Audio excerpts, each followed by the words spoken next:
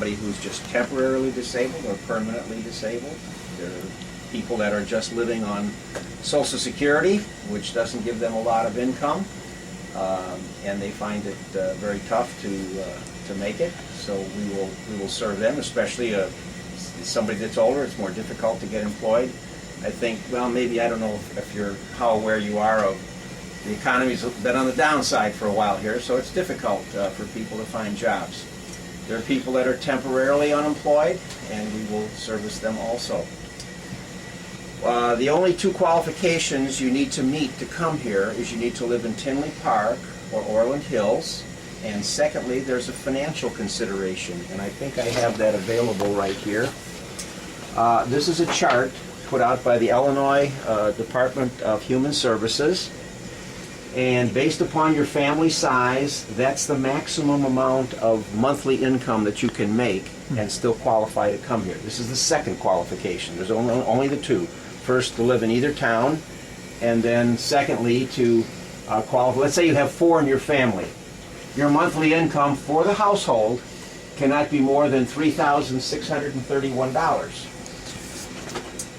When people come here the first time, I interview them for about 10 or 15 minutes and tell them how we do things here. For instance, we don't pre-package our goods. You can see them on the walls here. Wherever you see holes, we have food coming in tomorrow, because Wednesday we're going to be serving everybody. We're open every Wednesday. So we'll be buying Jell-O at one of the local stores and some juice and a couple of other things to bring our shelves up to full capacity. See, I distracted myself there for just a moment. We're talking about the financial considerations. So those two things are what you have to meet in order to come here, and I interview people to set forth those rules.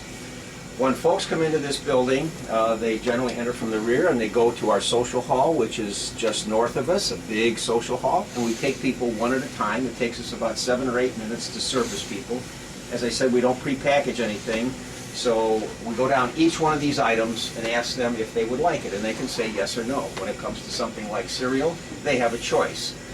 Typically, we give families a box of cereal, 1 box for every 4 people in the family. Something like this, canned pasta, would be 1 can for every 2 people. That's a very common thing that we do.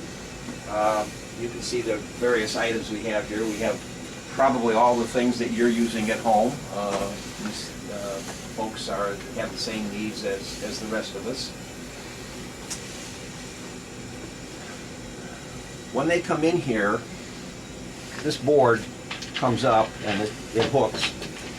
We're affiliated with the Greater Chicago Food Depository, and they need to sign in. In order for us to get food through the Greater Chicago Food Depository, we have to supply them with written information so that, in effect, vouches that we're really serving people. Because when we get food from Greater Chicago, they want to have some kind of assurance that we're not running off with it for ourselves. So when they see written signatures and addresses, that assures them, and on a monthly basis, that gets sent back to Greater Chicago. Have these folks all seen the basement over there where the food is stored? Some of them have, not all of them. Okay. Yeah. The first thing we have to do is pick up food. And our sources of food not only come from the Greater Chicago Food Depository, but much of it comes locally. We have churches and charitable organizations that provide us with food donations and cash donations. And you probably know from your schools that you folks provide us with food donations from school collections. And those are great sources. We also get some food from local retail stores, the extras when it's coming close to the time when some item of food should be sold. You know, it's best if used by such and such a date. That food is still good. After that date, it doesn't mean you can't eat it. You don't want it to go real long, but anyway, that food is still good. So we'll get that kind of food from some retail stores here. The post office has an annual drive in May, and we get food through that source. And there are people in the community that know we're running a food pantry, and they've known that some of them have known that for years, and they drop that off for us in this drop-off box that you were standing by. This box, it's about a 3-foot cube. So people can come by and drop food in there anytime they like. When I came by this morning, it was filled. I was quite surprised that it was Wow. overloaded with things. I don't know where they came from, but obviously somebody knew that we can use that. So we use that for an intake area. Excuse me. So the first thing that we have to do is we pick up this food, and if organizations collect food, we will go to them and pick that up with our van that's in the parking lot.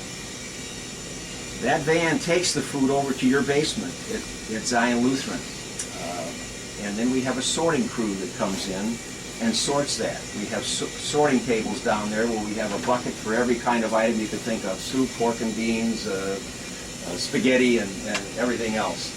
If they go down there, Yeah. they'll see that. Those are the tables in We'll the go down middle there of at the end the middle of the room there. So we need to sort that, and then on Saturday morning, we take food from that area, bring it over here, and stack our shelves. And on Wednesdays, we give it away. And we're open on every Wednesday from 8 a.m. until 1:30 p.m. Right now, we're serving about 55 families. There are a lot more people that could come if they wanted to. We have, signed up. People have signed up, and many, many more than that. If they all came, I mean, we probably would have 200 of them. Fortunately, not everybody comes every Wednesday. Some people do. Some people are just, it's almost like clockwork. They're there every Wednesday.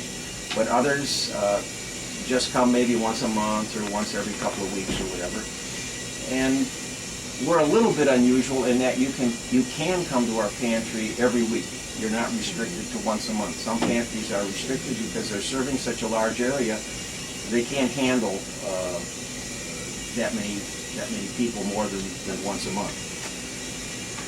So essentially, that's how things work here. It takes us about 7 or 8 minutes to process one person. So we're doing about 8 people an hour, and if we're a little bit quicker, sometimes we do 9. I don't think we ever do more than 10 in an hour. So it takes a while. Somebody might come here, and if they walk, when I come here in the morning on Wednesday, I get here about 6:45, and there are people already waiting in the parking lot.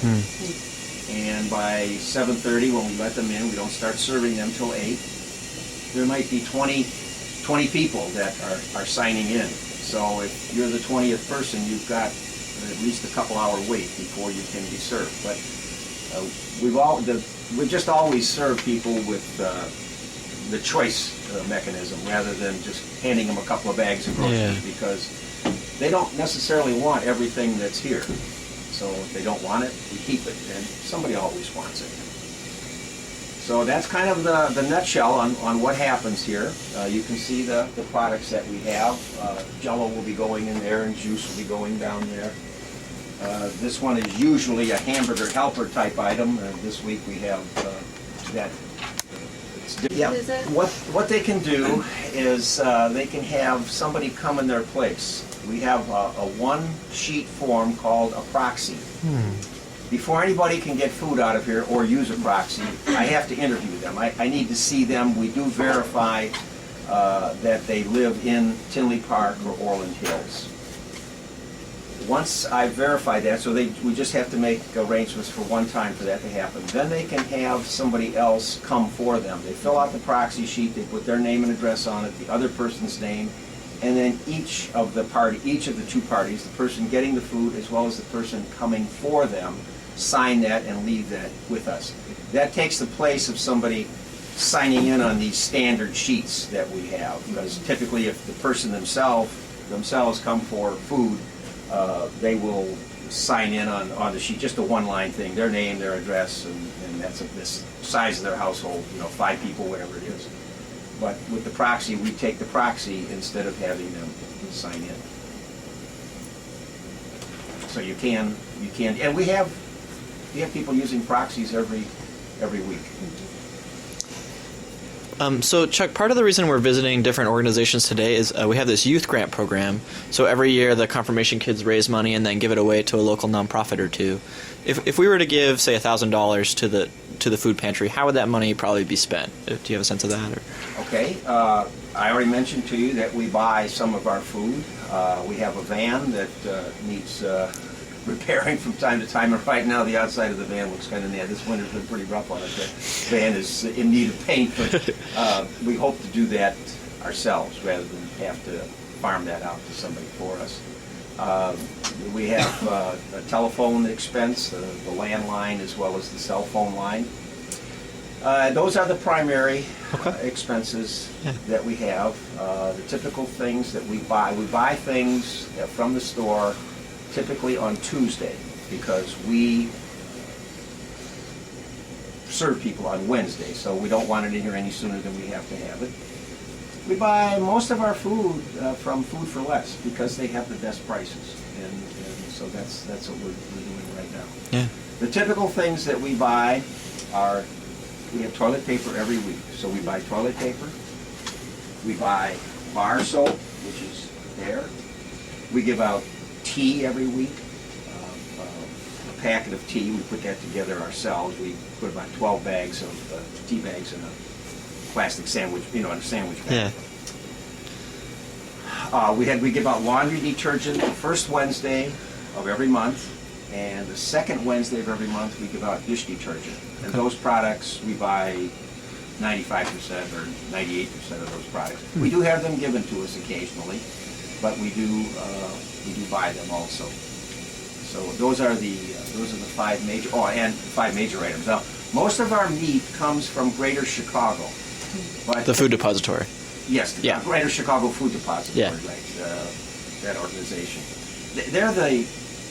They are the food bank for Cook County. That's who they are. They get food from the government and from other sources in the area, other businesses that want to give to them or sell to them at a very low price. So one way I've described it to folks sometimes is, so if I'm at a grocery store and I have 10 extra boxes of cereal, I bring them to the Tinley Park Food Pantry. But if I run a cereal factory and I have 2,000 extra boxes of cereal, I take them to the food depository. That's kind of how that... Because these businesses and the government give food to the food depository, the food bank in effect, and then they give food to pantries. Pantries give food to people. That's typically the way it works. You'll see the Greater Chicago Food Depository advertising on TV, especially around the major holidays. Yeah. Thanksgiving and Christmas and also Easter. They're still around. And you'll see some people occasionally, they'll maybe handing out turkeys or something at Thanksgiving, but that's just a one-time thing. They don't do that on an everyday basis. We also buy meat. Sometimes, typically it would be just one Wednesday a month, because most of our meat products come from Greater Chicago, but we do have the need to buy meat. So we'll go to the store and buy smoked sausage, Polish sausage, sometimes even hot dogs, just depending upon what our need is there. But most of our meat products come through Greater Chicago. And can I ask you to share a little bit about how you got involved in the food pantry? And Yes, in 1992, I was walking into the church and I was bringing some clothing over to give for the pantry to give away. We give clothing away, but that's not a big. We're interested in giving food to people. Yeah. We'll give clothing away, but we don't want 5 bags of it in here, that kind of thing. Although we did take many coats from Burlington coat organization there, right here in Tinley. We had them for about 2 months, about 8 weeks straight or so. We gave a ton of coats away. So anyway, I came over one day with a handful of clothes, and the fellow that was running this place, he actually was the founder, said, would you ever have any time to give me a hand doing this? I said, yes. So I started working for him on Wednesdays, the day we give things away. I was working right in here. And I did that until about 10 years ago. And 10 years ago, well, the gentleman that got me to work finally retired in about 2001. Then the pastor from this church, even though this pantry is independent of the church, it's located in the church, but we are a separate organization. We are our own federally identified organization. We have a legal document that makes us a separate organization, qualified 501c3. Yeah. Those letters flipped around, and we're a 501c3 organization. But he was in the church. He retired, and then when he retired, the pastor of this church took over for 3 years. And then when he was transferred, before he was transferred, he asked if I would oversee the operation. So I've been doing that for the last 10 years. I started at the ground level, Yeah. worked my way up to this. Well, and can I ask you to say a little bit about what keeps you doing it, or what, that you put a lot of hours into this? Yes, it does take quite a bit of time. And we're all volunteers here. Nobody is paid. Right. Every person is a volunteer. We have about close to 25 people before you sum everything up. We have 4 crews. I mentioned them. Pickup crew, sorting crew, Saturday morning crew that brings things in, and a Wednesday crew that gives it away. So, and then the secretary from this church, I draft letters and she sends letters out.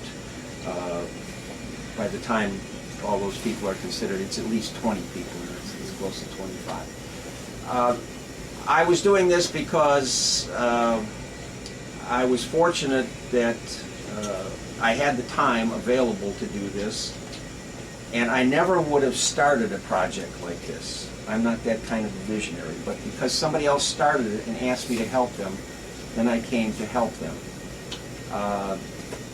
I think we all like to help people along whenever they're having trouble. I mean, sometimes it's we get a little frustrated in what we're doing, but especially with your church background, you know that we're supposed to love our neighbor. This is one of the ways that you love your neighbor, by helping your neighbor. So that's the primary motivation that I have for this. And you see, when we have all kinds of people that come through here, you don't really know all of the details of their background. But when I interview them, I find out a little bit about them. I'm not interested in finding out all the little nitty-gritty, secretive things that may be in their lives, but you find out that there are some people that are truly in need, and they seem to not have another way out. So what we're doing is we're improving their lifestyle. They have a better standard of living because they get some help from us. It's not the only thing they need, but it's one of the major things that they need. And so that's that's rewarding to the people that are giving it out. All of our people are volunteers, and they're quite regular in their volunteering. It's not like I'm looking for a new volunteer every 2 or 3 weeks. The people that come here, they come every Wednesday quite faithfully, and the people on Saturday morning, and the other crews also, the sorting crew and the pickup crew people. So it's because you want to help your neighbor. That's really what it amounts to. Amen. You want to take a look at